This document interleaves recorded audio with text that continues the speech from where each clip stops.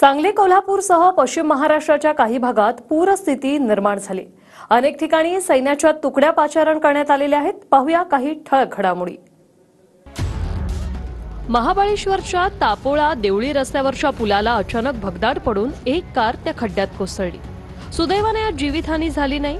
जेसीबीच्या सहाय्याने 7 ते 8 फूट पडलेल्या खड्ड्यातून कार काढण्यात आली। स्थानिक पुलाबद्दल 2 वर्षापासून सार्वजनिक बांधकाम विभागाकडे पाठपुरावा करतायत, पण अद्यापही प्रतिसाद मिळालेला नाही।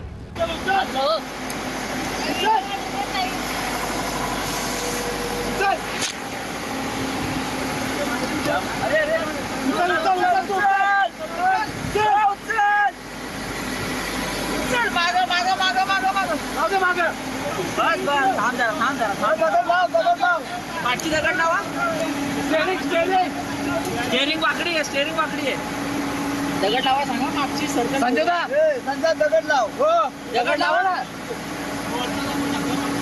धक्का देऊन चला ना गाडी लावा धक्का जाईल थांबा थोडंसं मागे घे अरे मागे घेऊ दे जराशी तो टायर बघा हातात मध्ये इकडे जाऊ दे मागे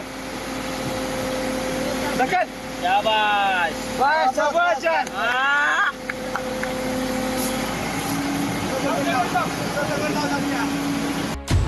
कोल्हापूरच्या शाहूवाडीत एक तरुण भर पावसात एमएससीबीच्या डीपीवर चढल्याचा व्हिडिओ व्हायरल होतोय। व्हिडिओतल्या संवादानुसार संबंधित व्यक्ती वीज कापत असल्याचं दिसतंय। मात्र अशा परिस्थितीवेळी जीव धोक्यात घालण्याऐवजी वीज कर्मचाऱ्यांशी संपर्क करण्याचं आवाहन करण्यात आलंय। दोन्ही साइडने मिस्त्री तोडाय सांगा ना, तर टिकून ते वाजायचं। कट कर आणि ये हात लावू नको कशाला। दोन्ही साइडने कट कर, दोन्ही साइडने कट कर, हात लावू नको कशाला। काय देऊ मारताय तर नंतर नवीन देऊ मारू नंतर ये कर।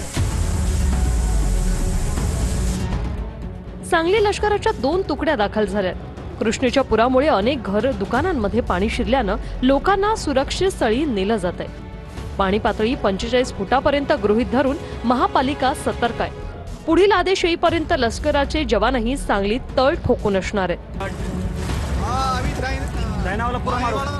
महानगरपालिका प्रशासन, जिल्हा प्रशासन आणि इंडियन आर्मी यांच्या संयुक्त विद्यमाने या ठिकाणी आज सराव चालू करण्यात आलेला आहे। त्यानंतर यांचे पुढील 3 दिवसाचं नियोजन होणार आहे। कृष्णा नदीने इशारा पातळी गाठल्यानंतरची ही ड्रोन दृश्य आहे। काही भागात पाण्याची पातळी 40 फुटांवर गेली। सांगली कर्नाळा रोड, काकानगर, सूर्यवंशी प्लॉट या भागांना पुराचा सर्वाधिक फटका बसलाय।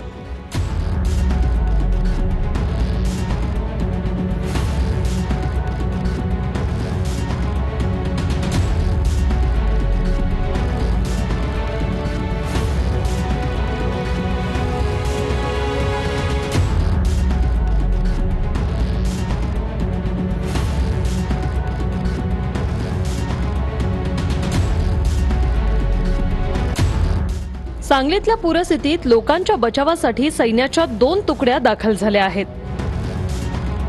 या संभाव्य पूर परिस्थितीच्या दृष्टिकोनातून सर्व यंत्रणा सतर्क आहे। मी याद्वारे सर्व नागरिकांना विनंती करण्यात येतं की कुठलाही अफवावरती विश्वास ठेवू नये।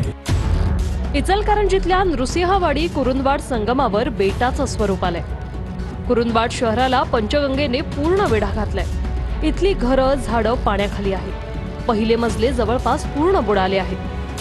गेल्या काही दिवसापासून कोल्हापूर, सांगली, सातारा जिल्ह्याला मोठा पाऊस पडत असतो। त्यामुळे कृष्णा आणि पंचगंगेला महापूर परिस्थिती निर्माण झाल्या। ज्यावेळेला कोल्हापुरातून पाणी सगळं नरसिंहवाडीत येतं। आपण आता सध्या नरसिंहवाडी कुरुंदवाडला जोडणाऱ्या पुलावर आपण संगमावर आहोत। आता जर आपण बघितलं तर नरसिंहवाडीमध्ये पूर्ण पाणी पहिल्या मजल्यापर्यंत लागलेलं आहे। काही घरं पाण्याखाली गेलेले आहेत। शिरोळ तालुक्यातल्या कुरुंदवाडमधील 110 कुटुंब स्थलांतरित करण्यात आली। शिरोळसह इतर अनेक गावांचा संपर्क तुटलाय। पावसानं पुढच्या काही तासात विश्रांती न घेतल्यास परिस्थिती अजून बिकट होण्याची चिन्ह आहेत। कोल्हापुरात पुन्हा एकदा पूरस्थिती होते की काय अशी शंका वर्तवली जाते। पंचगंगेची पातळी 47 फुटांवर पोहोचली। राधानगरी धरणाच्या 4 दरवाजांमधून अजूनही विसर्ग होतोय। कोल्हापूर शहराच्या सखल भागासह जिल्ह्यातील कुरुंदवाड आणि औरवाडा गावाला पुराचा सर्वाधिक वेढा पडलाय। गेल्या 8 ते 10 दिवसापासून कोल्हापूर जिल्ह्यात जो काही मुसळधार पाऊस कोसळतोय त्यामुळे कोल्हापूरमध्ये पूर परिस्थिती निर्माण झालेली आहे. मात्र आता ही पूर परिस्थिती महापुराच्या दिशेनं जाताना आपल्याला पाहायला मिळते.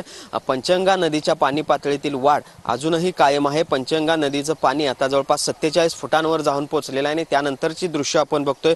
मी आता आहे कोल्हापूर रत्नागिरी राज्यमार्गावर आणि आंबेवाडी गावाजवळ आणि इथली दृश्य आपण बघू शकतो. या सगळ्या रस्त्यावर जवळपास 4 ते 5 फुटांचं पाणी आल्याचं चित्र आपल्याला पाहायला मिळतंय.